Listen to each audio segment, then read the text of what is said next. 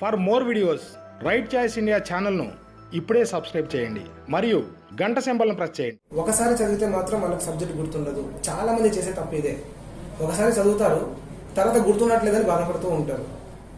ఆ సమస్య మీ ఒక్కరిది కాదండి. ఎగ్జామ్కి ప్రిపేర్ అవుతున్న ప్రతి ఒక్కరు ఫేస్ చేస్తున్న సమస్య అది. ఒకసారి చదివితే మాత్రం ఎవరికి గుర్తుండదు. ఐన్స్టీన్ కూడా గ్రూప్ 2 ప్రిపేర్ కావాలంటే ఆయన కూడా ఒక 3 సార్లు చదవాల్సిందే. ప్రతి ఏరియాను 3 సార్లు పరిచయం చేసుకుంటేనే మన మెదడు గుర్తుపెట్టుకోగలుగుతుంది.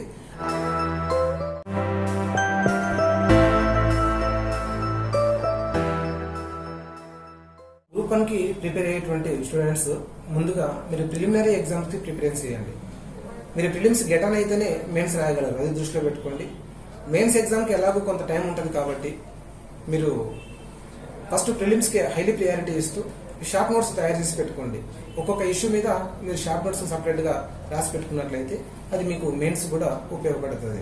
గ్రూప్ 2కు ప్రిపేర్ అయ్యేటువంటి వాళ్ళు వీళ్లకు ఏపీలో తెలంగాణలో ఈ రెండింటిలో కూడా గ్రూప్ 2 ఎగ్జామ్ అనేటువంటి దాంట్లో మనకు ఈ ఆప్షనల్ ఎగ్జామ్సే మనకి ఏమంటారు దాన్ని మల్టిపుల్ చాయిస్ క్వశ్చన్సే ఇస్తారు.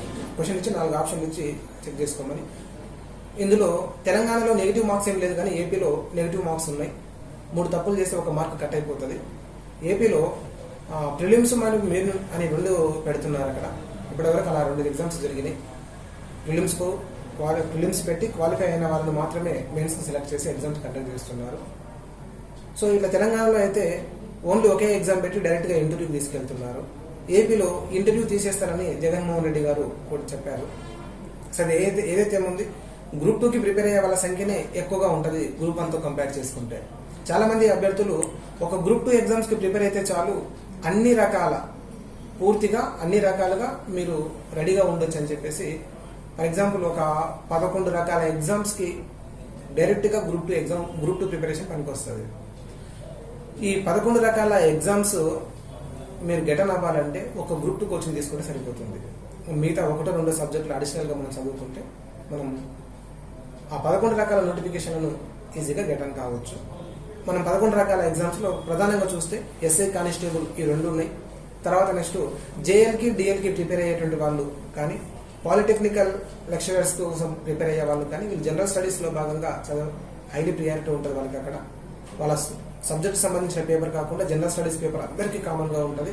అక్కడ ఈ గ్రూప్ 2 ప్రిపరేషన్ 100% ఉపయోగపడుతుంది.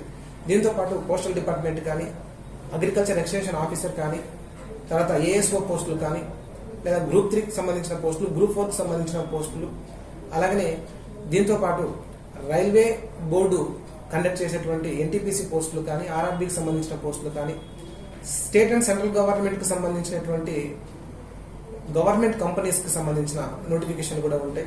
బ్యాంకింగ్ నోటిఫికేషన్లు ఉంటాయి. వీటికన్నిటికీ జనరల్ స్టడీస్ పేపర్ అనేది చాలా ఇంపార్టెంట్.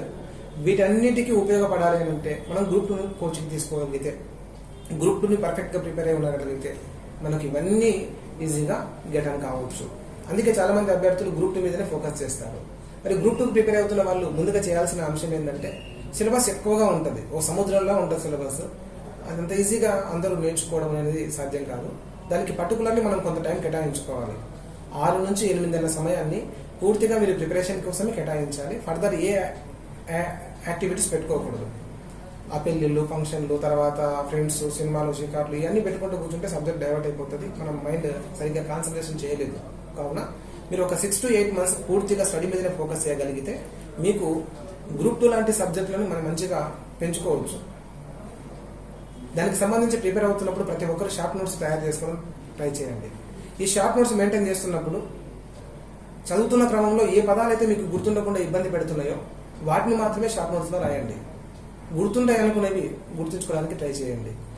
ఇంపార్టెంట్ ఏరియాని మాత్రమే షార్ట్ నోట్స్లో చాప్టర్ వైజ్గా మీరు నోట్ చేసుకుంటూ రాగలిగితే మనకు రివిజన్కి సింపుల్ అయిపోతుంది. తొందరగా రివిజన్ చేయొచ్చు. మీరు షార్ట్ నోట్స్ రాస్తున్నప్పుడు సొంతంగా మీ హ్యాండ్ రైటింగ్తో మీరే నిదానంగా ప్రాసెస్ని కంటిన్యూ చేస్తారు కాబట్టి మీరు రాసే పదం కూడా మైండ్లో ఫీడ్ అయిపోతుంది. సో అలా మనం గుర్తుపెట్టుకుంటూ ఏవైతే గుర్తుండవనుకునేవి షార్ట్ నోట్స్ రాసుకుంటూ ఒక 6 to 8 months మీరు ప్రిపేర్ అవ్వగలిగితే మనం ఈజీగా గ్రూప్ 2 గెటన్ కావచ్చు. షార్ట్ నోట్స్ అనేది మంచి సక్సెస్ఫుల్ ఫార్ములా. దీంతో పాటు ప్రీవియస్ క్వశ్చన్ పేపర్స్ని కూడా మనం జాగ్రత్తగా చదువుకోవాలి.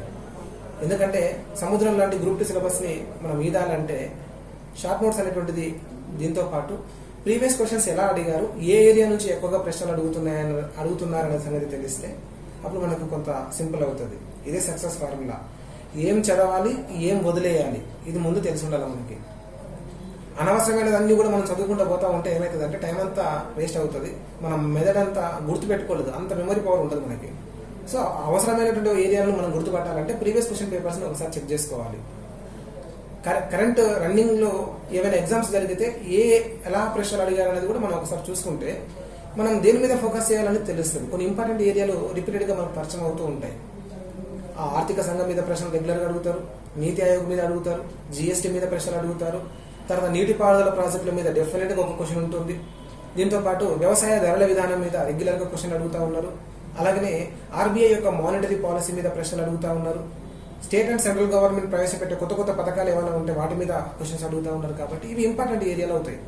సో ఇలాంటి ఏరియాలను మనం ఒక దగ్గర రాసుకోగలిగితే ఇంపార్టెంట్ పాయింట్స్ కలుపుకొని మనం ఈజీగా వాటిని నోటిఫై చేయవచ్చు.